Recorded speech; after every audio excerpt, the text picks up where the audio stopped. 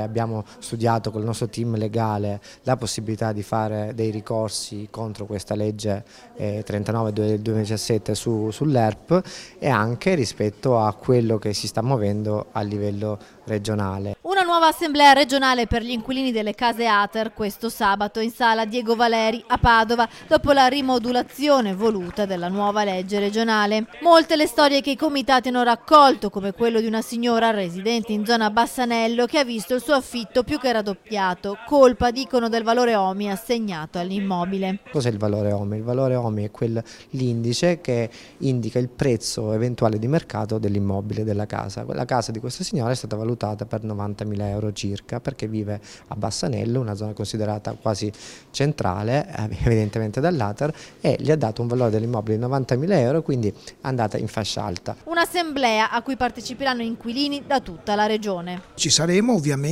in previsione anche dell'organizzazione di un'altra grande manifestazione sotto i palazzi della regione per convincere la regione a ritirare questa legge.